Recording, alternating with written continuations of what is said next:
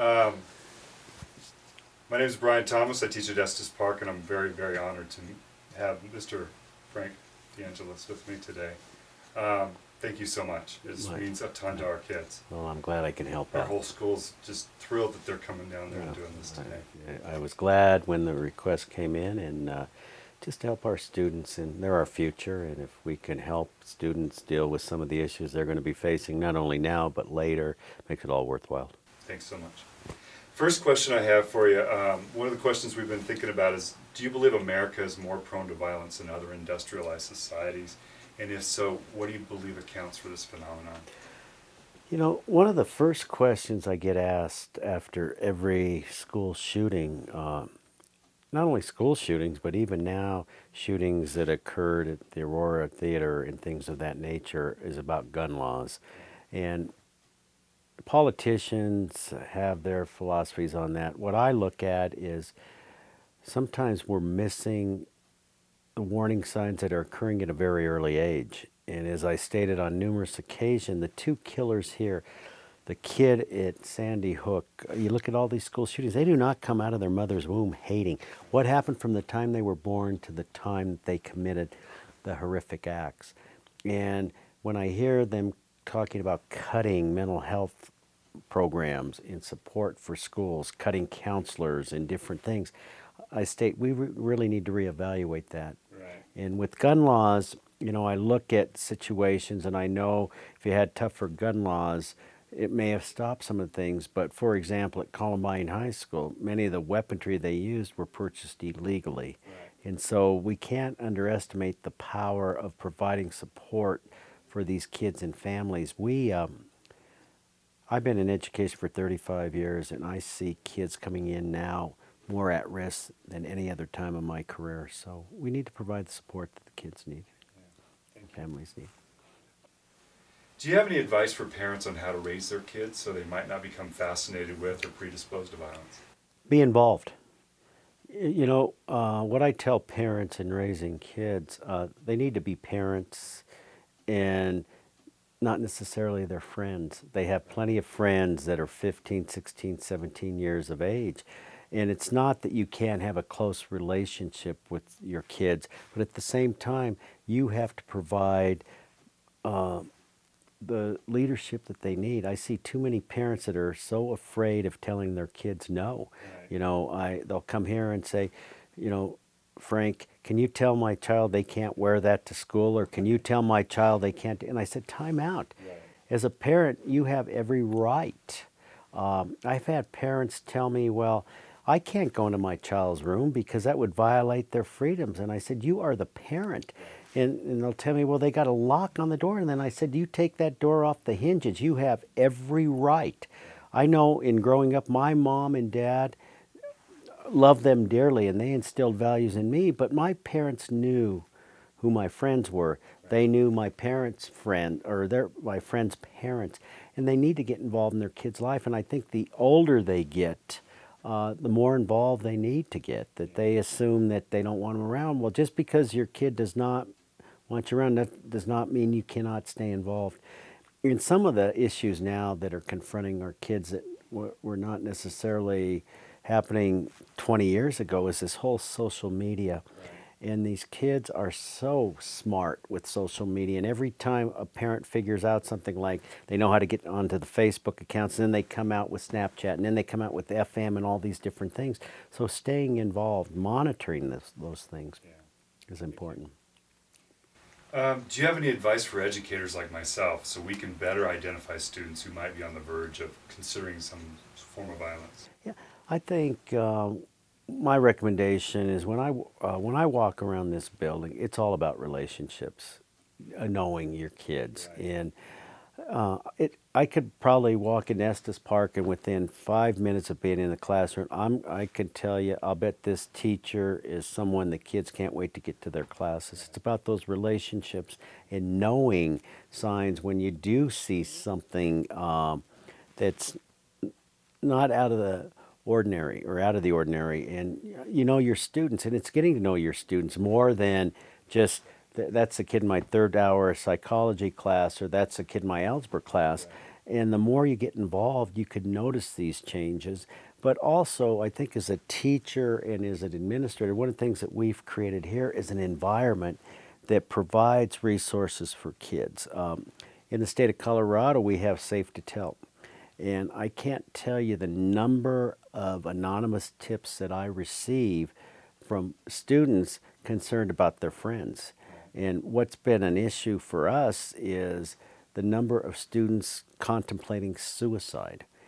And their friends will say, I'm really concerned about my friend who posted something on Facebook and I'm worried, or a comment they made. Well, now we've given those kids the resources to report it, and in about 95% of the times that we do receive these tips, luckily, friends cared enough because we may have lost someone to a successful suicide. And so I think just the message that needs to be out there is parents will ask me, what are you going to do? And I said, what are we going to do? It's going to take teamwork by parents, staff, teachers, staff members, administrators, because they're our kids and they're our future. Thank you. Okay, the gentleman came up with a couple of questions, Sure. and one of them was, how do you feel about arming teachers? Has your district had that kind of discussion? I have a running joke, and not everyone agrees, but I tease. There's some teachers I don't trust with the stapler. So and I mean, and that I mean, and it's not. Joking aside, I look at it. I struggle because I would have to look at the program, because when I look at law enforcement agents, they're trained, not only the physical training, but also the mental training. On that day, the tragedy happened here. I was sitting in this chair when I heard what had happened. I ran out of my office and I ran right into the middle of the gunfire. And the gunman was coming towards me. Luckily, I survived. But to get to your point, if I had been trained, I still don't know if I had the mental capacity to shoot two of my students. Right. Unfortunately, I had two of my kids kill 13 people at this school. And for me to look someone in the eye knowing that I had to kill that person, that's not the reason I got into education. And it takes special training. For anyone that goes into the military, I mean, that's the reason they have boot camp and training, not only for the physical adeptness at firing weapons, but there's more than that, the mental piece of it. And I think teachers would have a difficult time, and I don't know how many teachers signed up for that. Right. And I mean, it makes sense. To me, what we have in place here, we have two school resource officers that are Jeffco Sheriff, and they're armed. And they had the same thing over at Sandy Hook. They had it over Arapahoe. And one of the things that's important, these are people that are trained that they immediately go to the action and engage the shooters that would stop. But for me, you also run the risk is I have teachers, or there's teachers that lose keys and things of that nature. And I mean, just the liability that if there are locked weapons, what happens if students have access to those? So, I'm not a strong proponent. I think there should be security in school, but I'm not sure having every teacher armed is the way to go. I completely agree. We've got, it's a conversation that runs through our district all the time. And it just doesn't feel right to me. When something just doesn't feel right. Well, and they say even police officers get involved in shootings, and how many times do they miss? Right. Or how many times does a bystander get hit? Right, exactly. Now you take it someone who's not trained professional. Right. And I mean, for example, I haven't been trained, but, we've had students before Columbine that they would have paint guns or something with a prank. Right. We've had kids come in here with water guns. Well, anymore, it's difficult to distinguish between those. And if I'm not trained enough, and all of a sudden I come out and that kid is pointing a paintball gun at someone and I shoot someone and injure them, I'm just not trained for those things. And I think you would lose educators to that. But there's other ways to make your schools safe without arming teachers. We were talking about mental health a little bit ago. After the school shooting, do you believe students and staff members had adequate access to mental health resources in the short term, long term? They had mental health available to them for about 3 years. Now, whether or not they took advantage of it, is another story. And that's one of the things that if parents had to do things over, I think they would have required their students to go in. You know, at the educational level, all the police officers that were on the SWAT team that entered Columbine High School, or any of the police officers that were involved in a traumatic experience, they're required to go through a Right. psychiatric evaluation. Right. Yet teachers, we put back in classrooms that needed some mental support or emotional support. There were no requirements for that. You know, I don't remember the timeline. You guys were shut down for the rest of the school year, is that No, right? the tragedy happened on April 20th. We had 13 memorial services we had to attend, so we were actually out for 2 weeks. We couldn't come back into Columbine because this building was just devastated by bullet wounds or bullet shots and things of that nature. And so basically, we attended over at Chatfield. The seniors had about a month before they graduated, and then we came back into the building, but in the following fall. So it was difficult. And the thing that's interesting that we're finding out is talking to a lot of our graduates, especially the graduates of '99, they did not have the luxury of coming back to Columbine. And not that it was easy coming back to Columbine, but we had the support of each other. Right. All of a sudden, you have these students that graduate a month later. Right. They're on their own. They're going to colleges. People, professors are talking about the Columbine tragedy. They're going through post-traumatic stress disorder, and they struggled. And those are the kids now that are coming forward saying, "Oh my gosh, I need help," and the funds have run out. So, I can imagine, especially if they didn't have closure. oh, You know? no closure whatsoever, and they come in here now, and the thing that's interesting, and I know you have a psychology background, but they said a lot of times what happens is when someone has a traumatic experience in their life, there are times they revert back to their chronological age. And we saw that with the class of 2002. All of a sudden, they're seniors, and their behavior was very similar that what you would see from freshmen. And even now, parents are stating, I have kids that are 32 years old, they're adults, but they can't keep a job. They're moving back home. They're partying like they did when they were 21, and it's all part of that regression. Awesome. From what we understand, the therapist for James Holmes reported that Holmes was experiencing homicidal ideation. It seems that teachers, counselors, principals, the police, we are often able to identify that a student's having trouble, they're a possible threat, yet somehow the system seems to break down. Right. And what we're trying to figure out, and what a lot of my kiddos have been asking me is, what goes on? Where is this chain being broken? So I was wondering if you could offer any insight into why we experience these lapses, why we identify the problem. One of my kiddos asked me today, do the police have the authority to put them in a mandatory 72-hour hold? Do they have the authority to get a search warrant and search their house, things like that? They do. And we look back on lessons learned from Columbine, and these kids were kids that they were honor students. They were planning on going to college. Harris was looking to go to the military. We had our teachers do everything when they saw some troubled writings in journals. They reported. We got the parents involved. But unfortunately, what happens is, even on a 72-hour hold, we have a great system in Jefferson County that we follow a threat assessment. So we do a local one here. If the threat comes out as a high priority, it goes to a district assessment.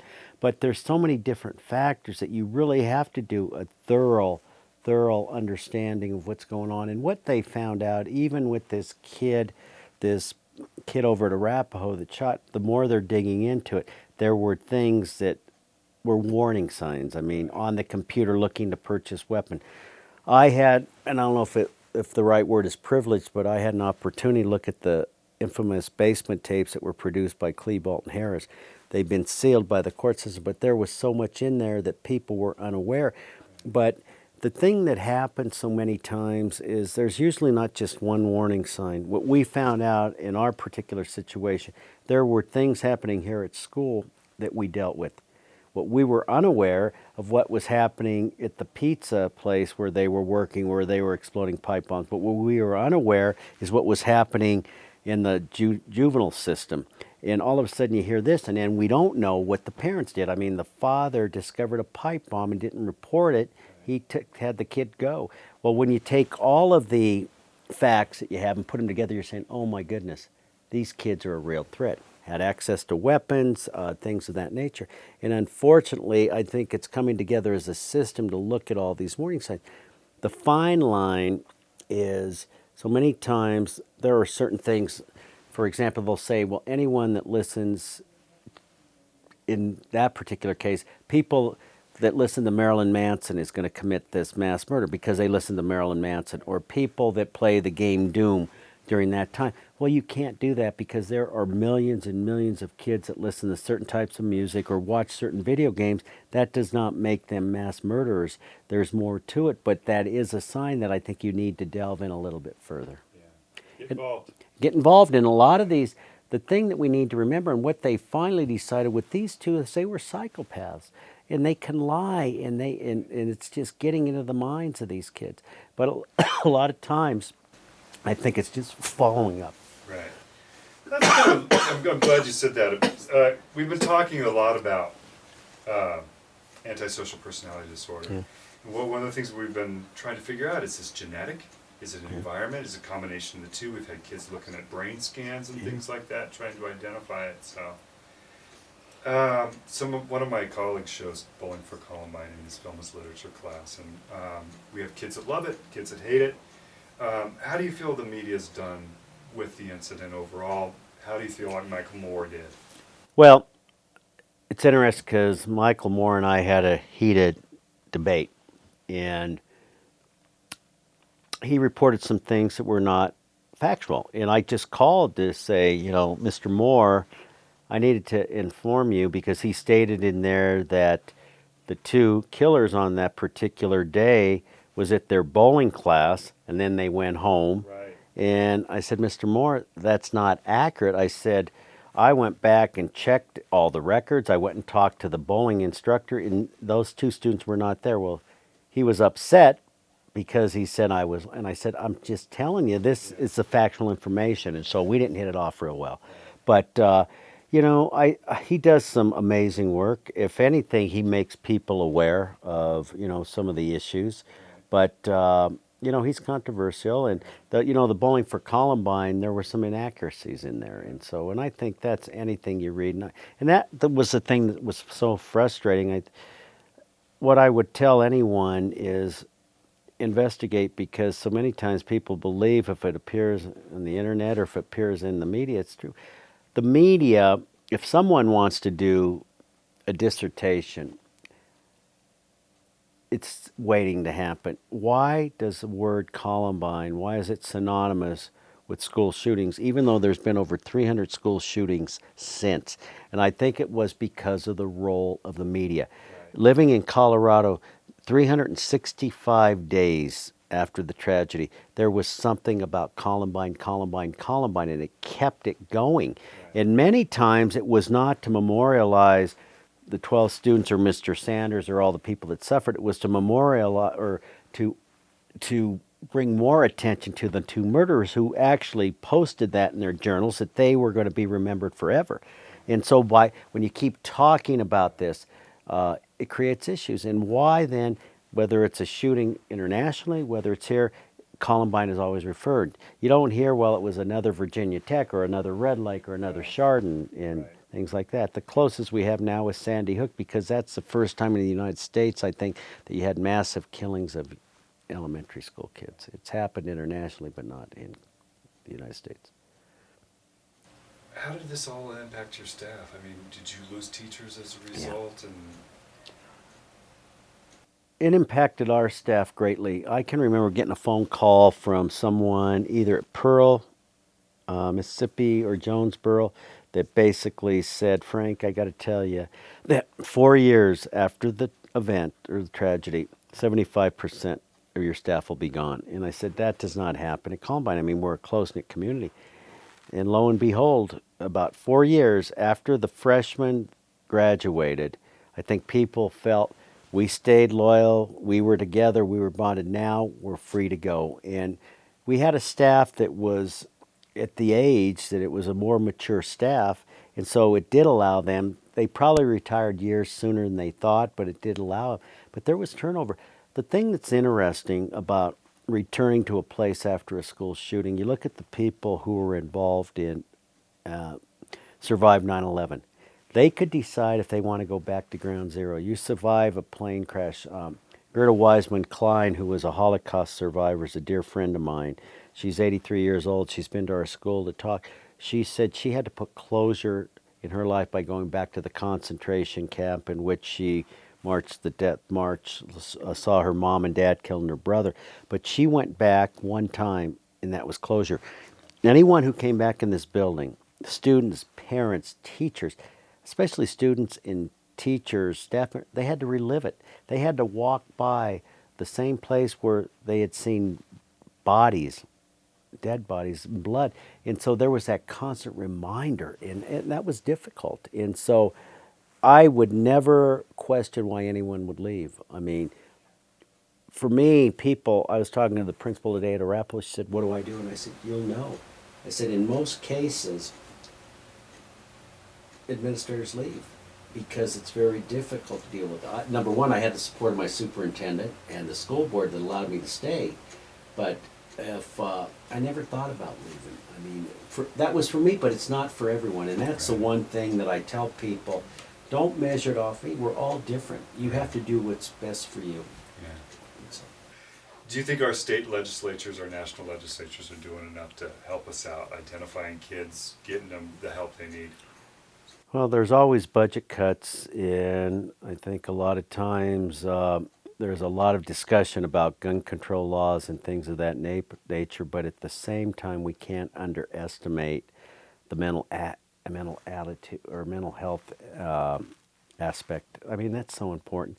And for the first time in a long time, I'm seeing kids walk through our doors that have more needs than any other student population. I mean, it's unfortunate, and it's a societal issue. And what we're seeing is I see more kids being raised by their grandparents or aunts and uncles that parents are not involved and the family unit is not involved.